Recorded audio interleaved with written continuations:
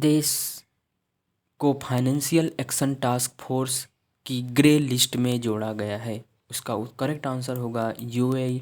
Paris based financial action task force ने UAE को अपनी ग्रे लिस्ट में शामिल किया है। यह बढ़ी हुई निगरानी वाले 23 देशों की सूची है, जिनमें मध्य पूर्व के साथ ही जॉर्डन, सीरिया और यमन शामिल है। यूएई ने हाल ही में एक कॉर्पोरेट रजिस्ट्री की स्थापना की है और अन्य देशों के साथ प्रत्यर्पण समझौतों पर हस्ताक्षर किए हैं। पाकिस्तान को FATF के ग्रे लिस्ट में बरकरार रखा गया है। क्वेश्चन नंबर 2 देखते हैं। भारत के स्वदेशी ऑटोमेटिक ट्रेन प्रोटेक्शन सिस्टम का नाम क्या है? क्वेश्चन नंबर 2 है, भारत के स्वदेशी ऑटोमेटिक ट्रेन प्रोटेक्टिव सिस्टम का नाम क्या है? तो उसका नाम है कवच। कवच स्वदेश में विकसित ऑटोमेटिक ट्रेन प्रोटेक्शन सिस्टम है। ऑटोमेटिक ट्रेन प्रोटेक्शन सिस्टम है जिसका हाल ही में दक्षिण मध्य रेलवे पर परीक्षण किया गया था। केंद्रीय बजट के अनुसार यह सिस्टम सन 2022-23 में 2000 किलोमीटर का पूर्ण रूप में रोल आउट किया जाएगा। 2000 किलोमीटर के पूर्ण रूप से रोल आउट किया जाएगा। इसे train collision avoidance system TCAS के नाम से भी जाना जाता है। किसका नाम? जो कि TCAS का फुल फॉर्म है ट्रेन कोलाइजन अवॉइडेंस सिस्टम के नाम से भी जाना जाता है। यह भारत की अपनी स्वचालित सुरक्षा प्रणाली है। इसका नाम बदलकर कवच कर दिया गया है। इसका नाम बदलकर कवच कर दिया गया। दोस्तों ध्यान दीजिएगा, ये करंट अफेयर में आ सकता है, पेपर में आ सकता है। तीसरा क्वेश्चन देखते हैं हम। कन्याकुमारी वन्य जीव अभयारण्य किस राज्य केंद्र शासित प्रदेश में स्थित है? इसका करेक्ट आंसर होगा तमिलनाडु। कन्याकुमारी वन्य जीव अभयारण्य किस राज्य केंद्र में शासित प्रदेश में स्थित है? तो वो करेक्ट आंसर होगा तमिलनाडु।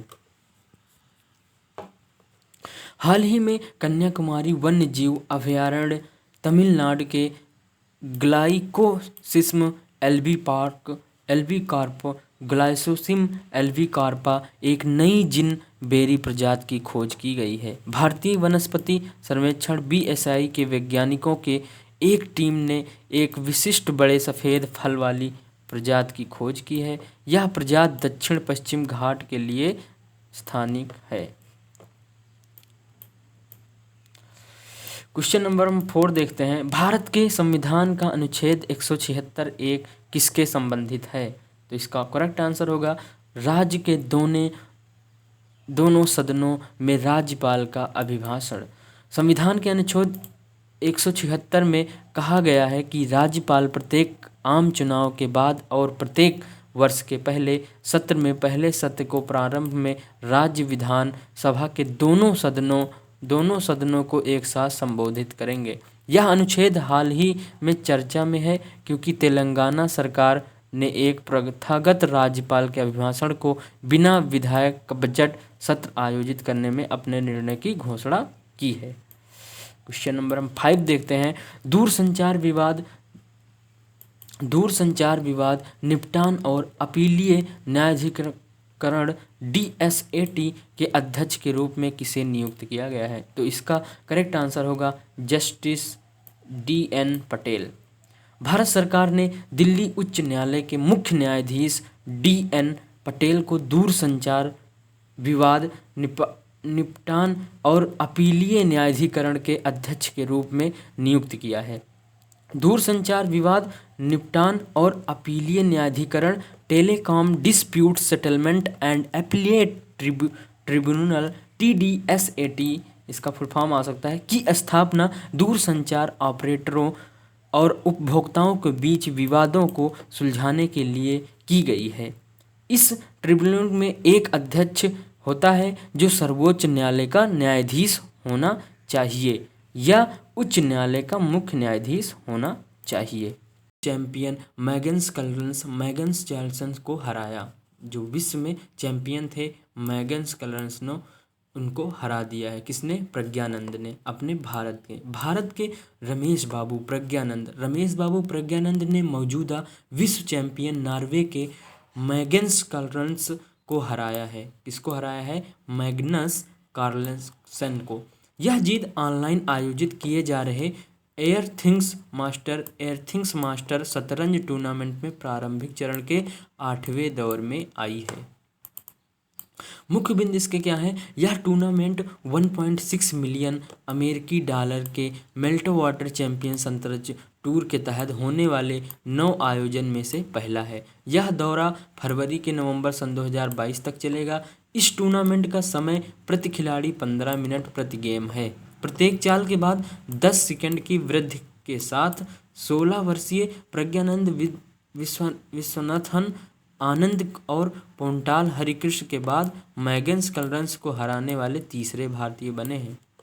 इस पर ध्यान दीजिएगा। 16 वर्षीय प्रज्ञानंद विश्वनाथन आनंद और पेटाला हरिकृष्ण को के बाद मैग्नस कार्लसन को हराने वाले तीसरे भारतीय बने हैं। और हम देखते हैं एयरथिंग्स मास्टर शतरंज टूर्नामेंट। द एयरथिंग्स मास्टर में दुनिया के 16 सर्वश्रेष्ठ खिलाड़ी शामिल हैं, जिनमें कार्लसन चीन के डिंग लेरेन, रूस के यारन नोपिनियाचाची, अमेरिका के लेवोन एरोनियन, नीदरलैंड के अनीस गिरी और अजरबैजान के शखरियार मामेद्रिया शामिल हैं। 26-12 की एलो रेटिंग के साथ प्रज्ञानंद इस टूर्नामेंट में तीसरे सबसे निचले क्रम के खिलाड़ी हैं, जबकि कार्लसन 28-65 एलो रेटिंग के साथ शीर्ष वरीयता प्राप्त है। नेक्स्ट हम देखते हैं आर प्रज्ञानंद क्या है? वह भारत के शतरंज ग्रैंड मास्टर हैं। वे ग्रैंड मास्टर की उपाधि प्राप्त करने वाले वे 5वें सबसे कम उम्र के व्यक्ति हैं। उनकी बहन वैशाली रमेश बाबू भी शतरंज के खिलाड़ी हैं। और उन्होंने इंटरनेशनल मास्टर्स के वुमन ग्रैंड मास्टर के खिताब अपने नाम किया है। मैग्नस कार्लसन क्या है? मैग्नस कार्लसन 5 बार के विश्व शतरंज चैंपियन और नॉर्वे के शतरंज ग्रैंड मास्टर हैं। उन्होंने 3 बार विश्व रैपिड शतरंज चैंपियनशिप और 5 बार विश्व ब्लिट्ज शतरंज चैंपियनशिप जीती है। 1 जुलाई सन 2011 से उन्हें FIDE विश्व शतरंज रैंकिंग में पहले स्थान पर रखा गया है। 2882 के सर्वोच्च रेटिंग के साथ उनके पास खेल के इतिहास में सबसे ऊंची चोटी दर्ज करने का रिकॉर्ड है। आई होप गाइज आप सभी लोगों को हमारा ये वीडियो पसंद आया होगा। अगर हमारा ये वीडियो पसंद आया तो हमारे वीडियो को लाइक शेयर सब्सक्राइब ज़रूर कर दें और नीचे कमेंट करके ज़रूर बताएं हमारा वीडियो कैसा लगा। Thank you.